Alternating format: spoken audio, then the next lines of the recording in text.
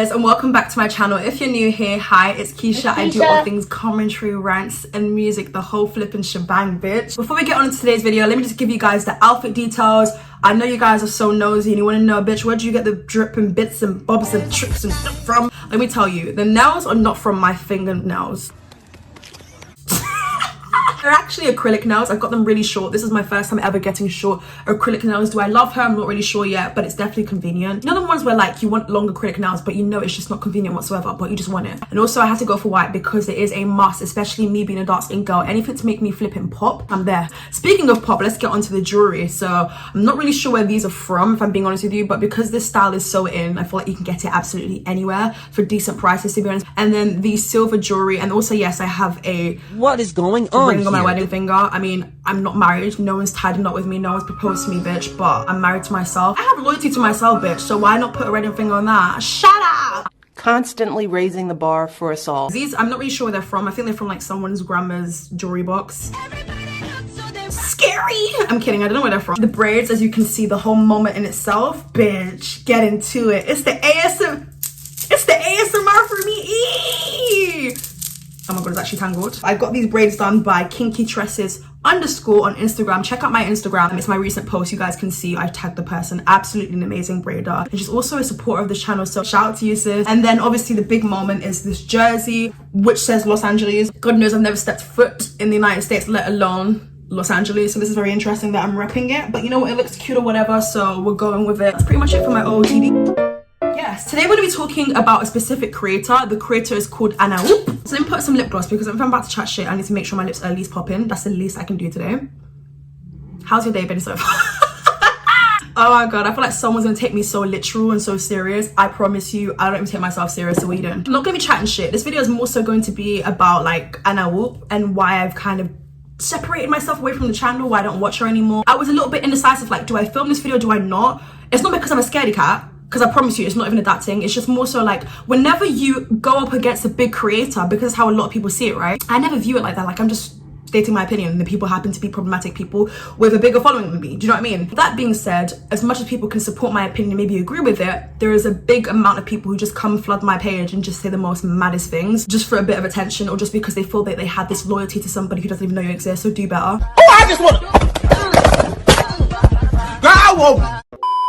These are very strong points that literally kind of turned me off from the channel. Nothing's been changed because I went to go recently visit her channel and it's the same thing that keeps on happening, and it's like, how is no one else pointing this out? But that's the thing, a couple of people have made videos about Anna Whoop and saying that they don't like the channel. Some people, it's coming from a place of shadiness and you've got nothing better to do, bitch. The job seekers are open, do you know that, right? Some people just clearly have nothing better to do. And then there's also people who are coming from a place of, I'm actually giving you guys some things that are insightful, take it. I do want to start off on a positive note. So I think I got into her content, it was last summer, if I'm not mistaken. I wanted to know what was going on here because they're like, YouTube was constantly recommending this channel to me, and then like, you know, sometimes how it says like my viewers are watching this, I saw that and I was like, oh my god, okay, my viewers are watching this, there must be a reason as to why this person is always recommended to me. Let me finally click. And then I did, and I absolutely loved just like everything, the whole layout of her page. I loved just like the aesthetic of it, everything just fit like hand in hand with each other. It's like everything just married well together. At that time of discovering Anna Whoop and channels like Spill, I did not really mind the fact that they didn't show their face. It wasn't a turn off for me. It was just kind of like, okay, cool, like I like what they have to say, I like how consistent they are. But I feel like now I'm not really as interested in channels that don't show their face. Obviously, if you want to come and do commentary, drama, whatever it is, do whatever makes you feel good and what's more comfortable for you. And I obviously understand why people don't want to show their face. I mean, privacy reasons. I mean, some people don't really, their jobs are in fields which are, I guess, a bit more conservative and a bit more strict. Everybody who does voiceovers seems to have a robotic voice and monotone voice, and it's just so tiring, and it's just screaming, someone's holding a gun against your head and we can't see it because we can't see you. I'm not really attracted towards those channels, but it doesn't mean they're not good. For me personally, I'm such an expressive person. I mean, I even move my hands a lot. I like you can see the expressions on my face as I'm saying certain things, and I feel like that's what makes the video but I wouldn't say that's like the biggest turn off as to why I stopped watching Anna Whoop. That is something that I later just kind of got bored of. Another thing that I appreciate about her, before we get to stuff that I don't like, another thing being I really do appreciate the consistency. I like the artwork is amazing. I want to know whether it's just her doing it by herself or whether it's like she's got a team, because Spill, and the reason why I keep bringing up Spill is because they're actually quite more similar than we'd think.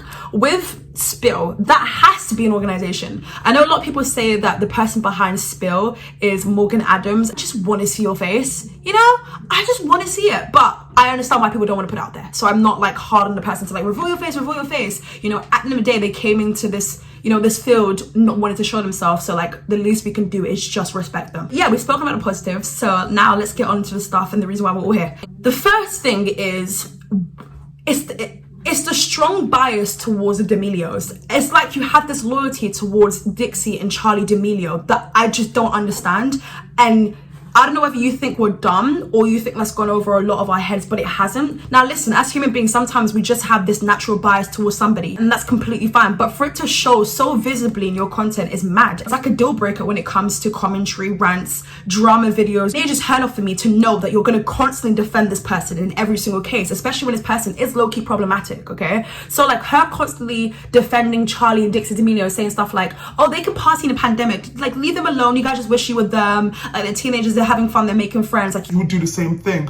First and foremost, speak for yourself. For her to literally constantly defend them when time and time again they're up to no good and they're being mischievous and just silly on the internet, it's mad weird to me, because if somebody else had done this, we know you'd be quickly onto them, quick to make that headline. You can also hold your faves accountable. If there's one thing I feel like I remain consistent with on my channel, it's the fact that yes, I have my faves, but if one of them is being an absolute nightmare or douchebag, a flipping idiot, I promise you guys, I would literally tell you guys that I don't like this. I don't. You can't have selective outrage. It doesn't work. People can see through it.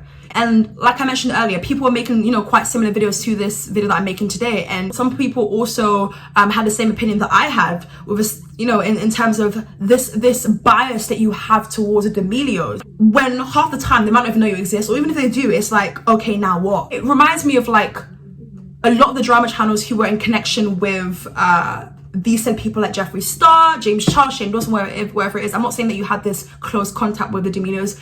They might not even know you. I don't know. Maybe you've never spoken before, but it just sure as hell feels like it. How can you defend such stupid behavior? If it's Zoe Laverne partying during a panini, you're literally all guns blazing. And this is the thing, I really would like to know a bit more about her. Maybe I'll get a bit more of an understanding. I would really love to know her age. From the tone of her voice and how she sounds and how she, you know, presents certain points in her videos, she's giving me like teenage vibes. And although I make this content, I'm also a viewer of other people. Now let's move on to the next point. It's something that I find to be very uncomfortable. Is it worse than the point I just pulled up? Probably. I've noticed that in a lot of her videos, she's always saying stuff like, so guys, did you hear about Charlie D'Amelio? She literally got exposed.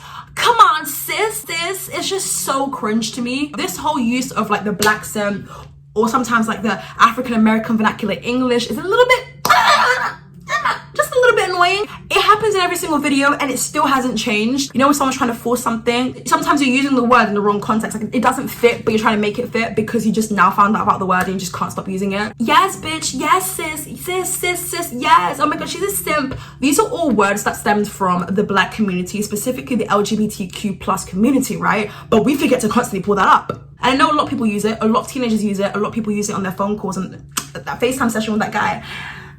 Yes. What is going on here? This is not normal. I can't come and sit down here and say that I always have the patience and time to educate people, because half the time I just keep it stepping. I'm not going to be one to educate you or tell you where you've gone wrong. But because of today's video, I feel like it's very important for, just in case she's watching this, to at least know where we're coming from. It's one thing to say you don't like something, but you have to give evidence and show proof of when, a couple of times when they've really done this. But it happens all the time. But yeah, those are the 2 points that I wanted to just kind of touch upon, because they're very strong points. I just don't watch it anymore and I'm fine. Life is still moving. I'm still smiling. The vehicles are still moving. My bed is still comfortable. I'm sleeping well at night. You get what I mean? Like, I'm fine. Everything's fine. But it's quite sad because it's like, I can like a creator so much but be turned off in such an instant when I've noticed such funky or weird activity or weird behavior. And I know the same thing can go for me. Maybe some people don't like me.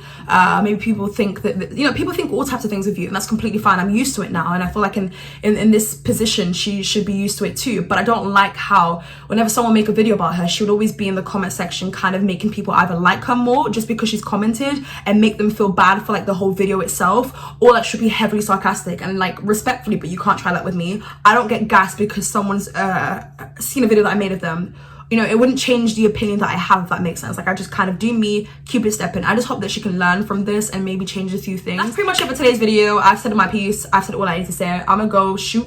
I'm gonna go and probably order some more Big Macs. I promise you, like, you know, when I say this in my videos, it's not cap. Like, I actually, oh my god, where's my I literally had a McDonald's box last night.